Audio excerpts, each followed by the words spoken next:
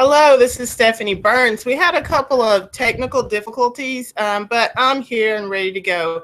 I'm broadcasting you from EdCamp Global Headquarters in Dallas, Texas. So everyone's downstairs doing all their EdCamp Global things, and up here we're going to work on the global classroom.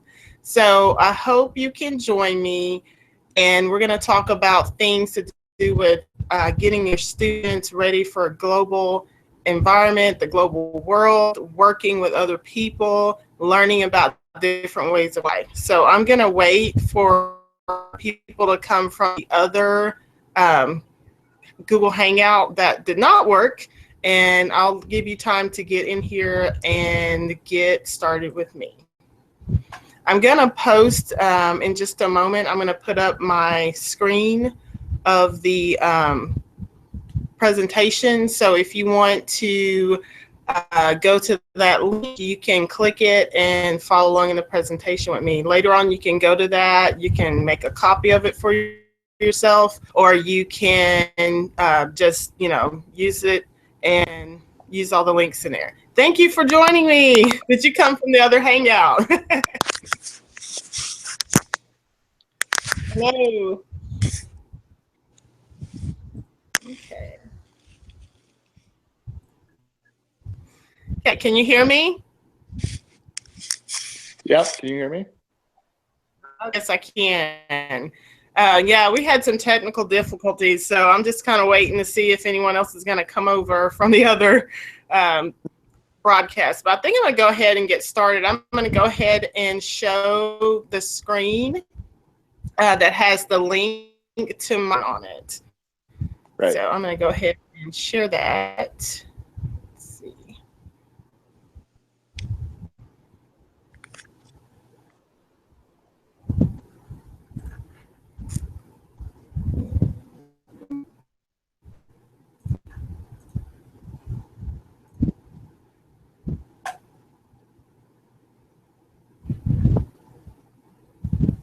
Okay, it's not showing my screen, but hold on just a moment.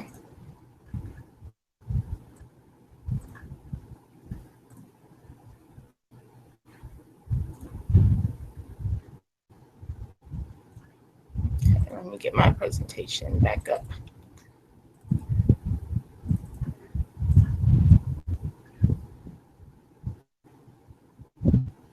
Hey, hold on just a second. Let me get my presentation back up. Had to start it back over.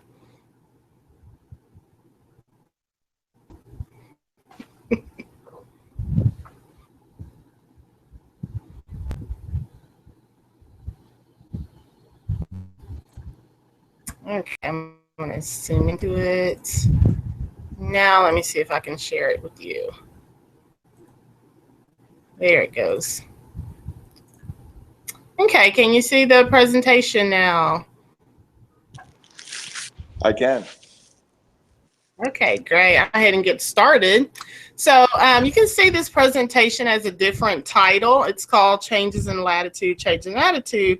I actually had that title and I changed it to the Global Classroom because I wanted everyone to understand what the whole workshop was about, and I didn't know if that title was going to give the idea. So here's the link you can go to access the presentation. So I'm going to let you go ahead and get that link. Have you gotten it?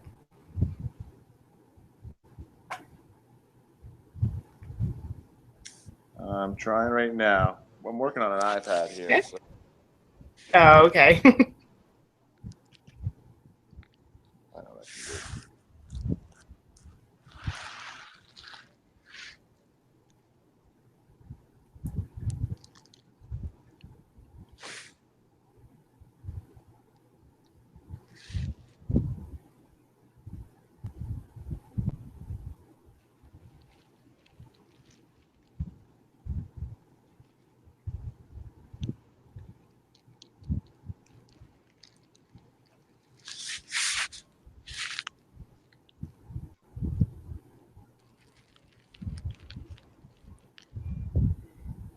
There we go.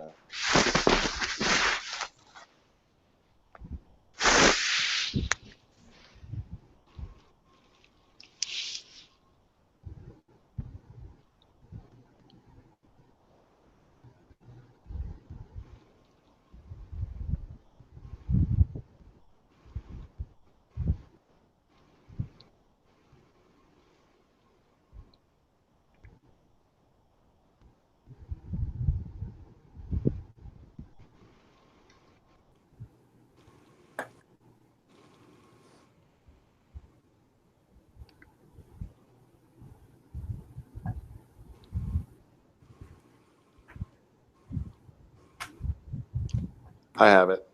Okay, thank you. Oh, sorry. QR reader I used. Okay, great. Okay, I'm gonna talk to you just for a second. Where are you coming from today? We're here at the EdCamp Global Headquarters, and we're in Dallas, Texas. So where are you right now? I am in Chapel Hill, North Carolina. Oh, wow. Okay, I've never been to North Carolina, but I have some friends from there. It's a great place. Okay, so I'm going to go ahead and go back to my presentation. I'm going to go through and talk about the different things that I, I do with my students. I'm a media technology specialist, so I work with elementary kids, and I also train the teachers in my district and at my school, and I go to different places to train. So I'm going to go ahead and, oh, I see that we have some other people who joined. Holly's joined. Holly, where are you coming from today? Oh, she left the group chat. Okay, so I'm going to go ahead and get started. Here's my screen again. Are you in Dallas ISD? No, I actually work in Tyler ISD. It's not far from. Okay.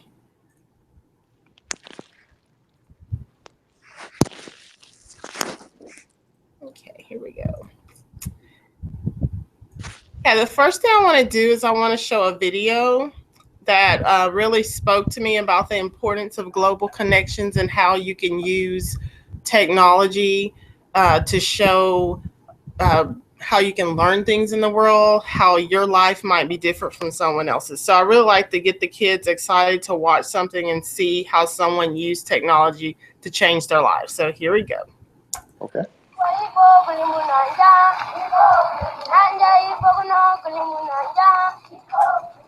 Not long ago, I planted a crop of potatoes.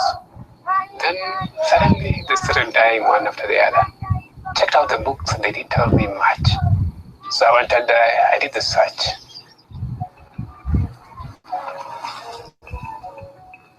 Potato diseases. One of the websites told me that ants could be the problem.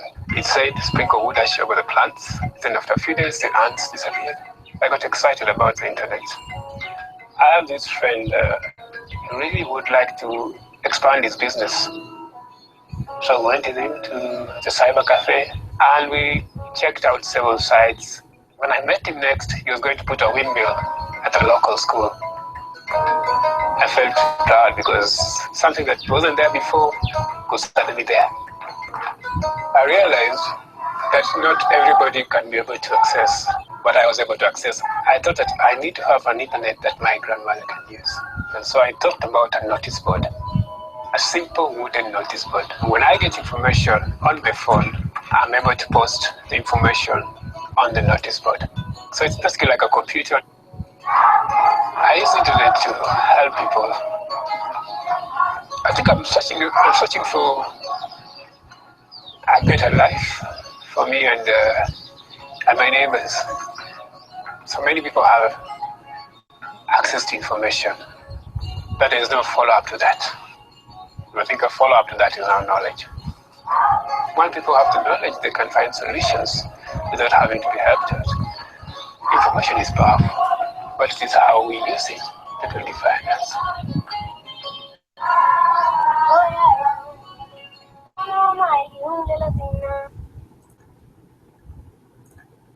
Okay, so I really like to share that with students as a way to just kind of so they can start talking about things and brainstorming and talking about different people. So one of the things they're usually surprised about is they don't know a lot about Africa and the area that we live in, and they're surprised that there's the internet, and so they get to learn that there are computers everywhere and that everyone can use information to change their life. What kind of job do you do?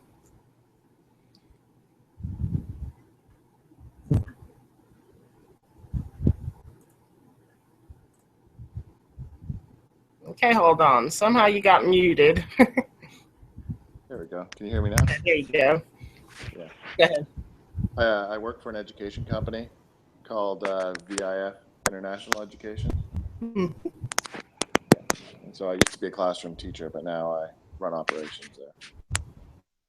Okay, that's interesting. Do you work? Do you do anything with that has to do with education, or? So our company does a few things. We recruit international teachers from around the world to come to the U.S. So we have had about 12,000 teachers come through that program. We have a network of dual language immersion schools, including 55 schools in Houston. And then we have an online education platform with about 20,000 teachers on it. Do you know, have you ever heard of participate.com? I think so. Yeah. It's being used to capture the transcripts from tonight's from EdCamp Global. That's another one of our groups. Yep. Oh, that's great. Okay, cool. Okay, thanks for sharing that. Okay, I'm going to go back to presentation because one of the first things that I like to do with kids is to use a game called the GeoGuessr game. And let me go ahead and share that with you. This game is, it's a free game. It's just it's a Google website. And you can use and it's just loading. You can make a login for it, or you can just use it by going to the page, and that's what I've done. So in this game, it's kind of like going to just kind of dropped into a, and you look around and decide where you are.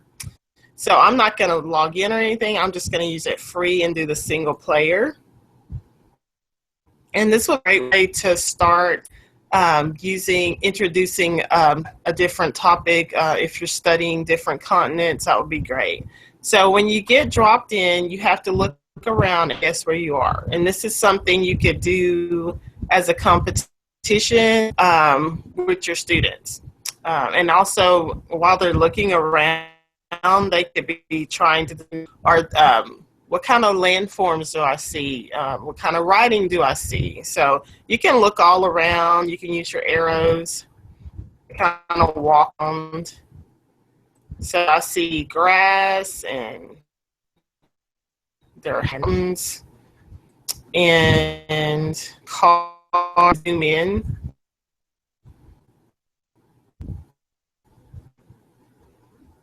But I don't think it's letting me see any writing there, so I'll just keep going.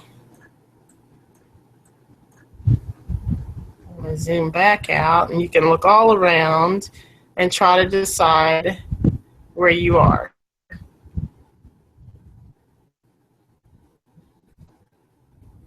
Okay, so then you go to your map and you make a guess. Let's see.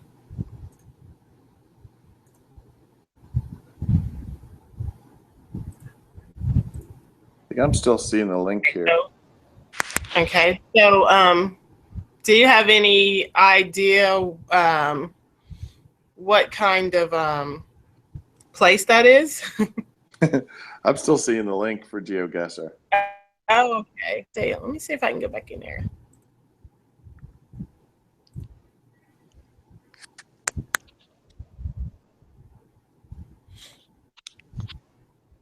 Go back to that.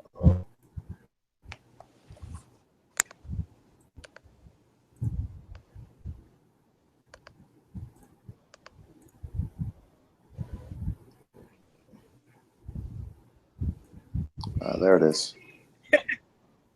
Okay.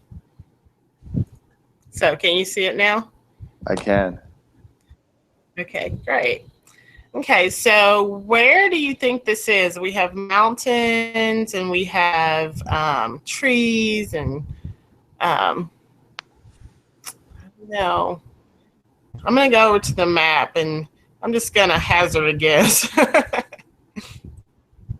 Oh, I don't have a clue. So I'm going to say, I really don't think it's North America. Let's see. I'm going to just drop it off in Europe somewhere. It looks like a guess. Could be Switzerland, maybe? and it'll tell you how many miles. So 10,771 miles from the correct location. So I got 1 point for that. Okay. And so I'll go play another round and see if we can score a little. Over here, I see some lightning. So let's see if we can zoom into that.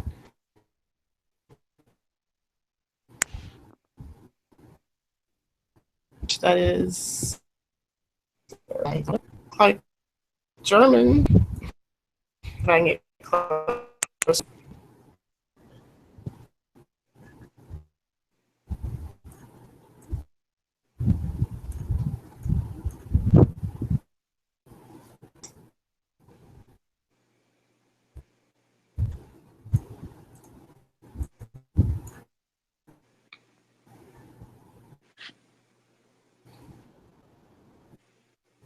Okay, take me a little further down the road.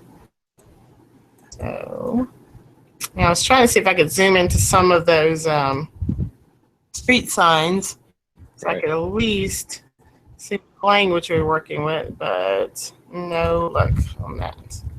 So let's see, you want to take a guess?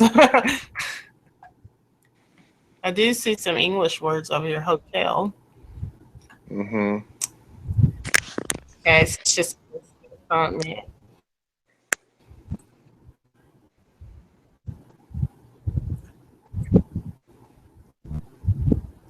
Let's go with North America this time.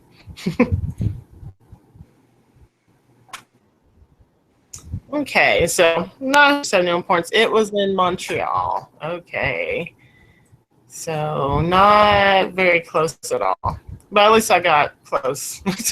We're on the right continent. Okay, and so yeah. That's the GeoGuessr game. And it's, like I said, it's free, and you could use that to compare and contrast where you are. You could use that to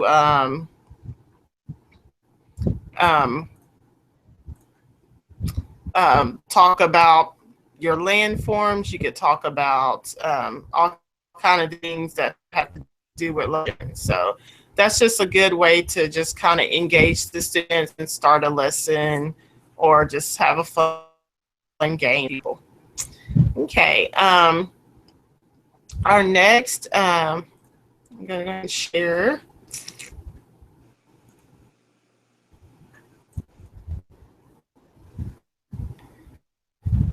Okay. Our next, UNICEF, I've found, last year I got to go to Dallas, and I went to the United World Council, World Affairs Council, and and they had a lot of wonderful UNICEF activities and things that I didn't even know existed. So UNICEF on their website, the United Nations Children's Emergency Fund, and they're like a nonprofit that works to ensure that children have rights everywhere. And so on their website, they have all the pictures for free. So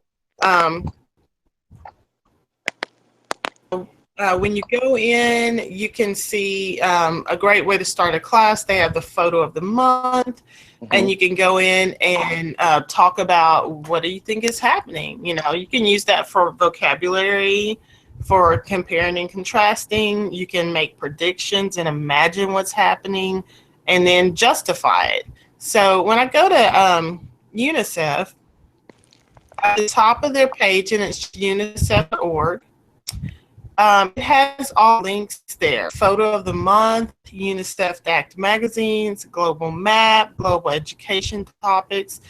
So I go to the photo of the month. Every month is different. They have like kind of a timely what's happening in the world right now. So this one has like, what does the photograph tell you? So you kind of just click on the pictures. Actually want to use the one that I used before, but I don't see anymore. So to start with, we start out and we see what's going on there? What do you think's happening? I see two men, and looks like they're in some kind of, almost kind of a gym type, you know, like a high school gym type area, you know, with the iron and everything at the top. I still have the cover of the, I think it's still in the Prezi. Oh my, okay. Did I mention that this is my very first ever Googling? No worries at all.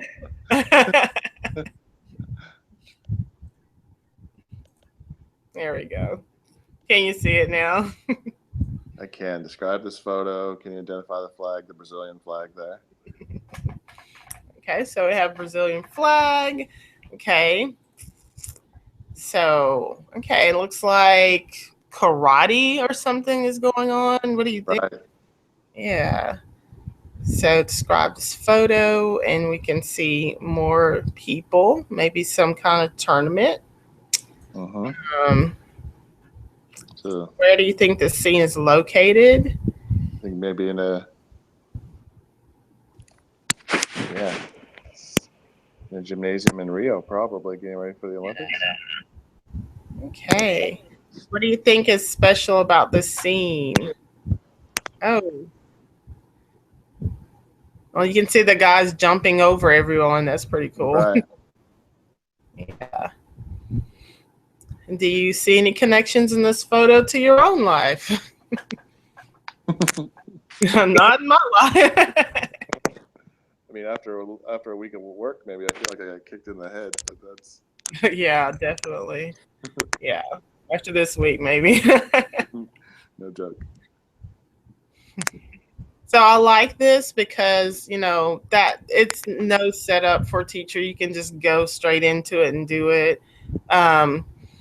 It even has the backstory. So if you wanted to know what's going on, it's in this photo, Popule Masinga leaps over fellow athletes as part of his compete in the 2016 Olympic Games in Rio de Janeiro, Brazil, just like you said. Okay, Yeah. he's part of the Olympic team. Okay, and so it just goes on and tells you all the backstory on that. So, you know, this is something you could just go to class with and not even have to worry about, you know, and it has the questions there. Like if you clicked off of them, you can still see them there. Right. At the bottom, it has lots of different topics for every month, and I think it goes to back 3 years. So the 2014. So you can just click a year and then click a topic, Gotcha. like education, and it's just going to give you different pictures that you can choose from. Okay. Well, I'm going to go back to my presentation. They have some fantastic lesson plans at that site at Teach UNICEF. Yeah, I like that it just goes through and totally gives you the whole lesson. So that's really helpful for teachers. Okay. Okay, I'm going to go ahead and share my next slide. Okay, it also has a magazine on the website, and it is, let's make sure that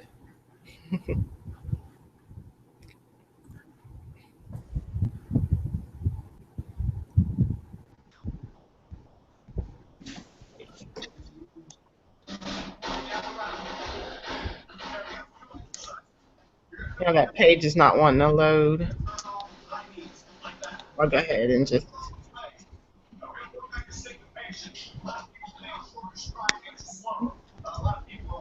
Hey, hello, Bill. I see we got a new person coming into our room, and Jermaine.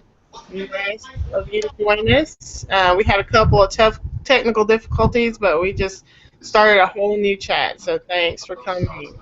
I'm going to go ahead and go to the next page.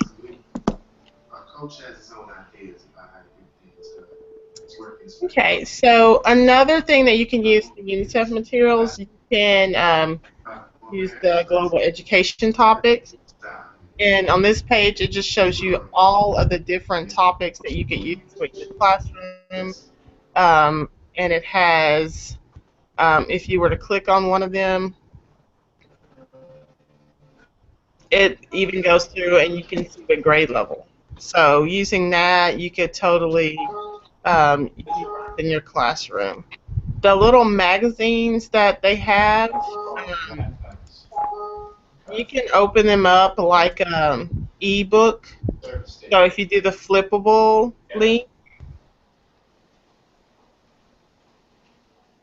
you could just show it on the board, show it on your smartboard, and or projector, and just click through, and then you can zoom in and everything. And in my school, we do balanced literacy, so the students just they're able to practice their fluency in reading. So this would be great for that, for just using these type of passages so that they could read them. Right. Do you do literacy rotations? I do what? Do you do literacy rotations? They go through with their teachers when they're doing the balanced literacy, and they all are reading. Okay. They all have the same passage they're reading, and then one student at a time comes over to the teacher, and they read to the teacher, and they kind of they look through and mark how many words they're getting correct and how many words did they get, you know, and they do that whole thing all week long. Gotcha. Okay. So I'm going to go ahead and the UNICEF has a lot of those. You know, you can just go through that whole website, and it even has videos that you can use. Another thing that I really like to do to show students a global type of any type of global idea in the classroom is doing virtual field trips. And so why would you want to do a virtual field trip? First of all, you know what a virtual field trip is? Yep. It's just, you know, you just get on the computer and you use like 360 images to go to different places. So if you're on a budget and you can't really go there or do that, that's a really great way to do it. You don't have paperwork, you don't have to get buses, you can give them their experiences, there's no chaperone. So that's a great way to get the students to see a place they haven't seen before. So one of the things that's really great, if you get on YouTube and you have an iPad, you can look for 360 360-degree panoramic videos on YouTube, and just if you play those on your iPad, you can just walk around with the iPad like you're in that environment. So that's a really neat thing to do. Okay. And if you go to Google, also has a cultural institute. It's called like Google World Wonders, and this has 360-degree panoramic images in it. So you can go to those images.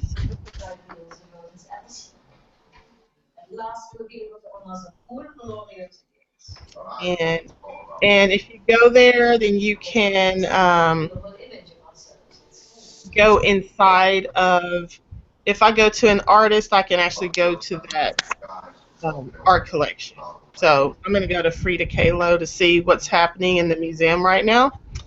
And if you look around on the page, you can find like an exhibit to go to. So if I click the exhibit and usually click the name of the museum. So we've got our little person here, and if I click on that little person, then I can just walk around like I'm in the museum. So that would be great to get students in the center and just to get them looking around, and they can zoom in on things, they can just in that. And I'm just using keyboard, move around. I can just kind of go up and down. So I just think they really have enjoyed doing that because they feel like they're really there in the museum. So that's a neat thing. Okay.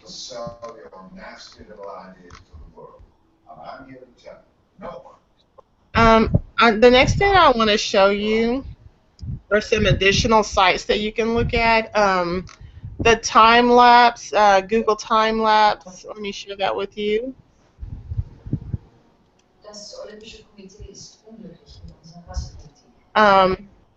These are additional sites that you can go to.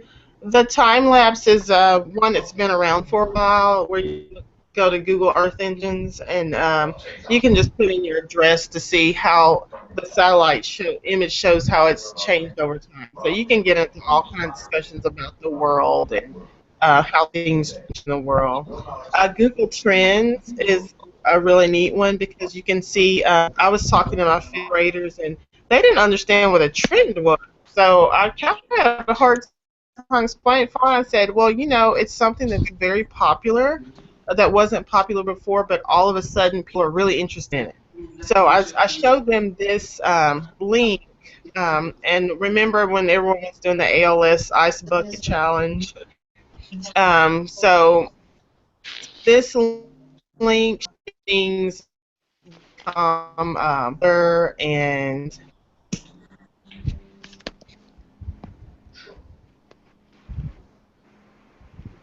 how there we go. And so if you go to the website, if I look up ALS,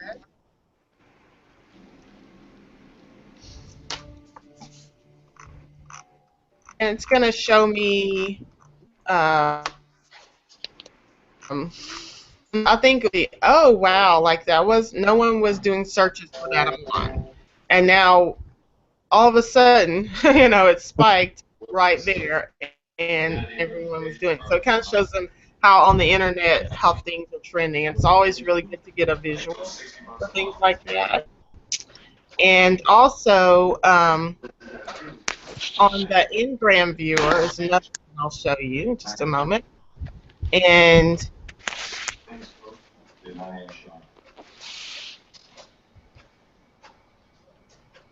like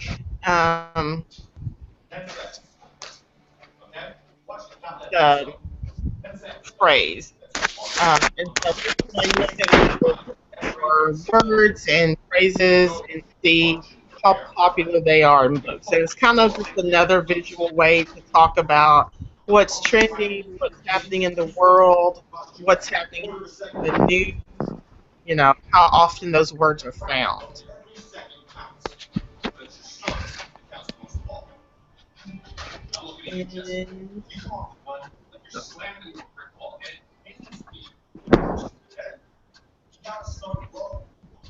Okay, so I hope you understand. We had our difficulties today, but I thank you for hanging in there and enjoying my first Google Hangout. Thank you.